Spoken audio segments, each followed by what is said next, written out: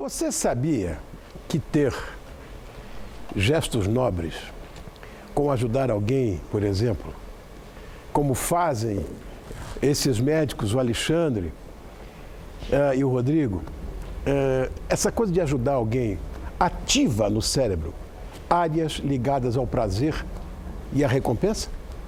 O simples fato de pensar em fazê-lo já ativa o sistema de recompensa do cérebro, liberando dopamina, um neurotransmissor que você conhece, que é uma substância envolvida em sensação de bem-estar. Nosso coração sabe de tudo, mas o cérebro também. Nós é que não sabemos muito sobre ele e suas capacidades, mas nós vamos conhecê-las melhor com a ajuda dela, que é um crânio, sem bobagem, que é um crânio, imagina. Pois tem pós-doutorado em doenças cerebrovasculares pela Universidade de Harvard. Ela é insuportável. E é professora do Departamento de Neurologia e Neurocirurgia da Unifesp. E nossa parceira e linda, além de competente. Boa noite, Gisele Sampaio. Como vai, meu amor? Eu estou todo ruim, você sabe disso, né? Outro. Já que deu um, dá dois. Exatamente. Tudo bem, Gisele? Tudo bem, Rony. Olha, a gente vê esse teu currículo e tudo, olha para você com essa carinha de menina. É inacreditável, juro. Obrigada. Obrigado eu, meu amor. Bom, a máquina mais poderosa do universo está na nossa cabeça. É impressionante isso. E eu li uma vez que nós usamos, a nossa capacidade cerebral, a que nós usamos é mínima, mas existe uma teoria para a gente usar 100% dessa capacidade do cérebro? Essa é uma pergunta ótima, Rony, porque, na verdade, a maioria dos neurocientistas considera isso como um mito hoje. É mito? A gente tem várias áreas do cérebro que tinham sua função desconhecida, mas hoje a gente sabe que várias dessas áreas que eram consideradas silentes, elas têm sim uma função. Então a gente deixou de ver o cérebro como um compartimento que agia em caixinhas, então com a área responsável pela fala, outra pela visão, outra pela linguagem, para ser mais como um emaranhado, um novelo, em que em cada área puxa um pouquinho de cada área e que essas áreas são necessárias, né, para que atuando conjuntamente façam diversas funções. Então, vários estudos comprovam que possivelmente a gente usa uma grande potencialidade do nosso cérebro, é difícil quantificar, mas isso dos 10% é muito mais um mito do que uma realidade. Porque eu sempre ouvi desde garoto. Veja bem, o cérebro... Mas há como mensurar isso? O cérebro ele é tão ativo metabolicamente que, se você pensar, o peso do nosso encéfalo, do nosso cérebro, é cerca de 2% do nosso corpo.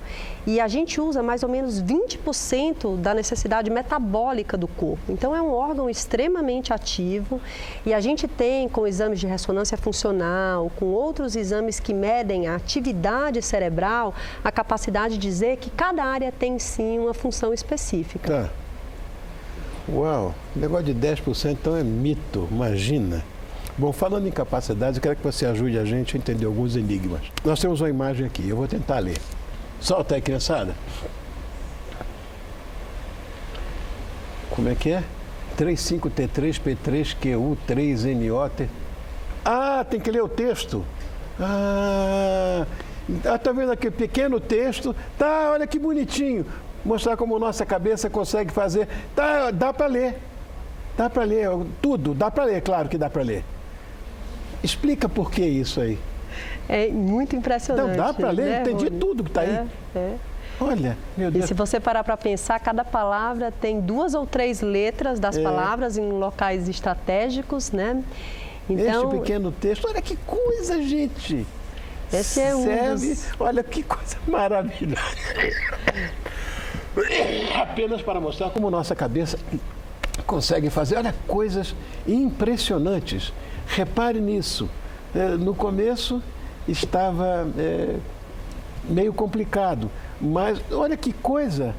Mas nesta linha sua mente vai decifrando o código quase automaticamente, sem precisar pensar muito, certo? E vai melhorando. Vai melhorando, vai melhorando.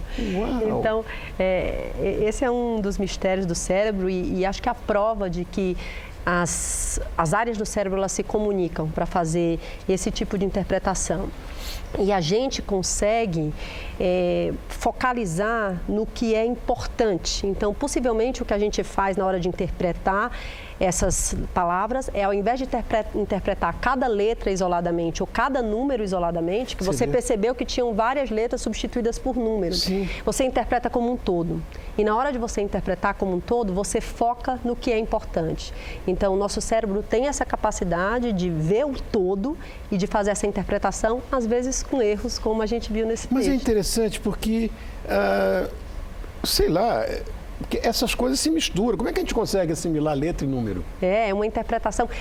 A gente tem áreas do cérebro responsáveis por número, por cálculos, outras responsáveis por linguagem, e aqui elas conseguem se comunicar. Então, na hora que elas se comunicam, você consegue interpretar. O seu sistema visual é muito importante também para selecionar o que é importante de ser visto e para focalizar no que é importante. Na hora que você foca no que é importante, que é o todo e não a parte, você consegue interpretar o texto. Nós vimos números e letras. Agora vamos ver letras e cores. É isso? Podemos, vamos lá.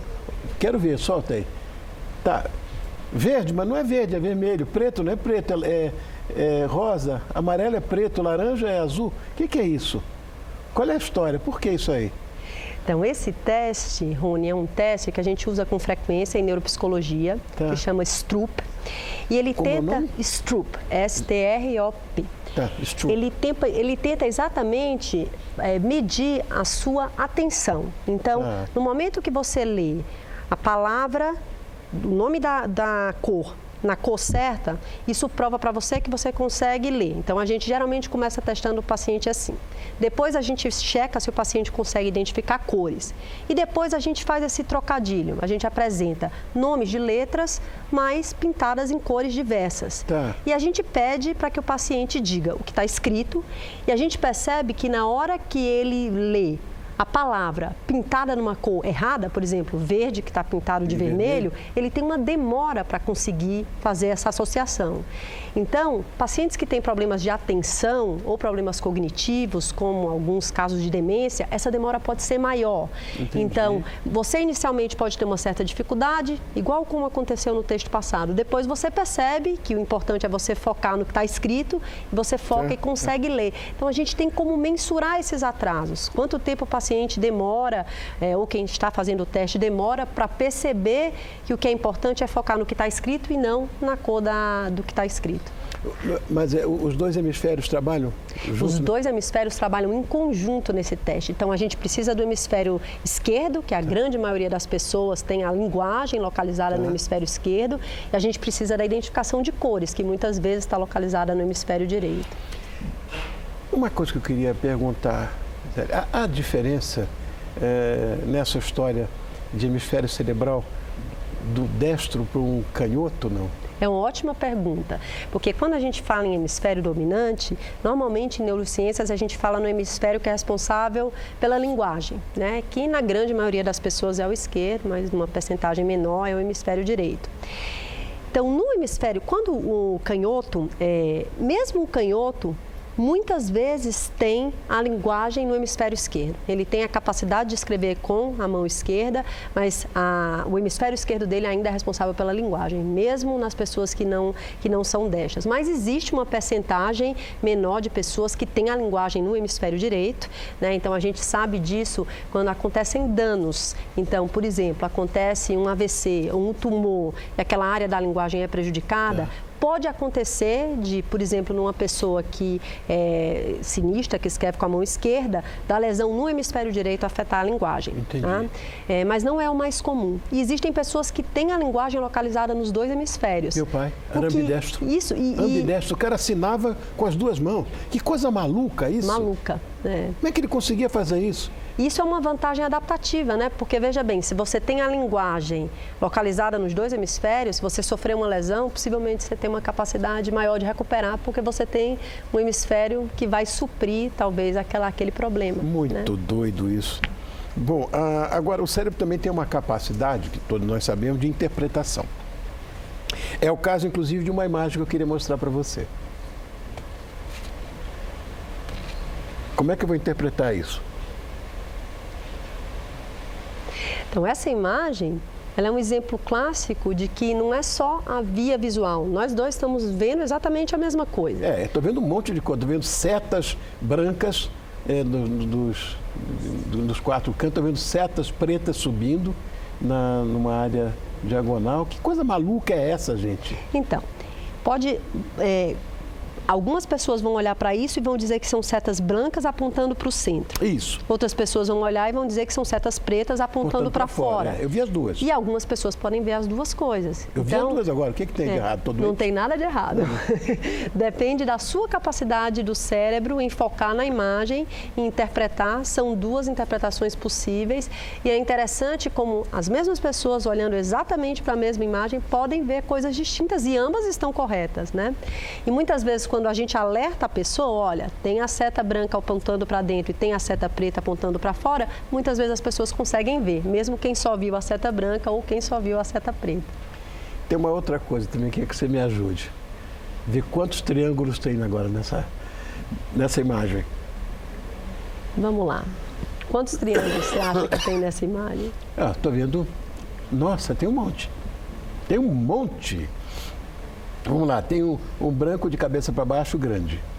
Tem 1, 2, 3 branquinhos para cima. 1, 2, 3 pretinhos para fora.